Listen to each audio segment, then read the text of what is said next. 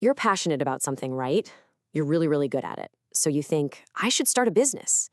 But then maybe a year later, you're just completely burned out. Why does this happen to so many smart, talented people? Well, it turns out there's this powerful hidden assumption that trips almost everyone up. Okay, let's just start with the hard truth. The US Bureau of Labor gives us the numbers, and honestly, they're pretty sobering. After just 1 year, 20% of small businesses are already gone. Okay, that's tough, right? But look at what happens by year 5. That number jumps to 50%. And by the 10-year mark, almost two-thirds have just vanished. So what is going on here? I mean, just think about that for a second.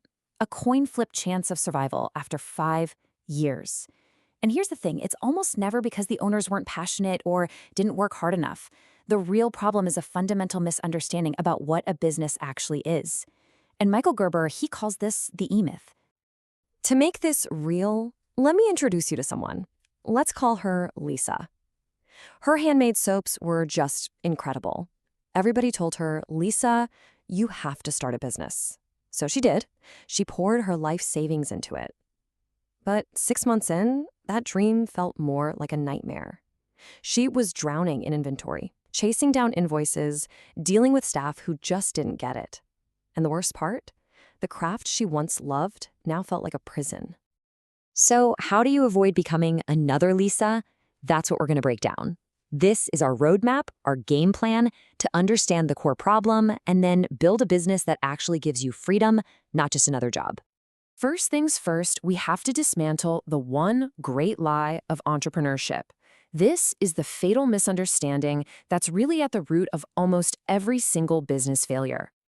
And here it is. This is the big one, the entrepreneurial myth. It's the assumption that if you're good at the technical work, baking the cupcakes, coding the app, designing the logo, that you'll automatically be good at running the business that does that stuff. And that assumption is just dead wrong. Think about Lisa. She was a master at the craft of making soap, but she learned the hard way that running a business meant she also had to be a master of marketing, sales, finance, HR, you name it. The critical mistake is thinking these are the same job. They are not. They are two completely different skill sets. Now, this confusion between doing the work and building the business creates this massive internal conflict. It forces every single business owner to wear 3 different hats, a lot of the time all at once. This chart breaks down that internal battle perfectly. First, you've got the technician. That's the doer, the part of you that just loves the hands-on work. Then there's the manager, who craves order and systems to try and control all the chaos. And finally, you have the entrepreneur. That's the visionary, the dreamer, always focused on the future and the next big thing. So here's the trap. Most of us start a business because we're a technician who loves the work. But then we just pile the manager and entrepreneur hats right on top of that. So you're trying to make every single bar of soap perfectly while also creating the inventory system for it and planning a 5-year expansion all in the same afternoon. It is a guaranteed recipe for burnout. So take a second and be honest with yourself. When you look at your day, where are you spending all your time? Are you stuck being the technician, just doing? Understanding your default mode is the absolute first step to finding some balance and getting to real growth. This constant tug of war between the technician, the manager, and the entrepreneur, it isn't just a daily struggle. It actually defines the entire life cycle of a business.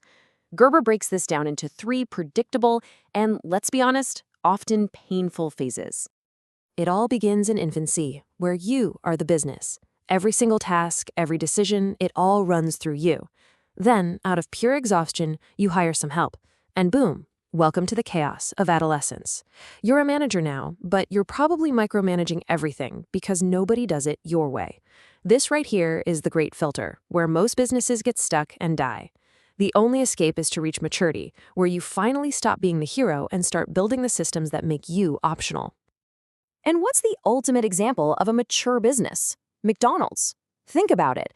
They didn't build an empire on gourmet burgers. No way. They built it on a bulletproof system.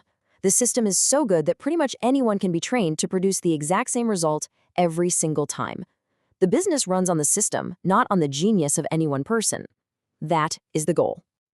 Recognizing where you are on this timeline is so important. Are you still that infant business, completely dependent on you? Are you stuck in that chaotic adolescent phase? Or have you started building the mature systems that will eventually give you your freedom back? All right, so how do you make that leap to maturity? It requires a complete radical shift in how you think. You have to start operating with what Gerber calls the franchise mindset. This quote right here really gets to the heart of it all. If your business depends on you hustling nonstop, you don't own a business. You own a job. And it's probably the most stressful, underpaid job you've ever had. Adopting the franchise mindset means you build your business from day one as if you were going to create 5,000 identical copies of it. The question in your head is no longer, how do I do this task? It becomes, how do I create a system for this task so that anyone can follow it perfectly? You're not just doing the work anymore. You are creating the playbook. Okay, that mindset shift is huge. I get it. But how do you actually build it?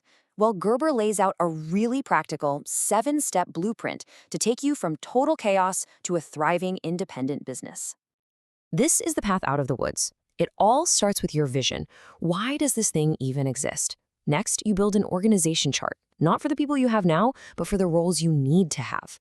Then you build the systems. This is the heart of it all, documenting everything. Only then do you find the right people to staff those roles, create a predictable marketing strategy, and get a handle on your finances. It's a process, and you see how each step just logically follows the one before it. When you follow this blueprint, your role fundamentally changes. You evolve from the exhausted player on the field to the strategic coach on the sidelines. You're the one designing the plays. You don't have to run every single one of them yourself. And that is how you get your life back. That is how the business finally starts serving your life, instead of your life serving the business. So there it is. You now understand the trap that causes so many amazing businesses to fail. But more importantly, you have the blueprint to build one that succeeds. The only question left is, what's the very first process you're going to document?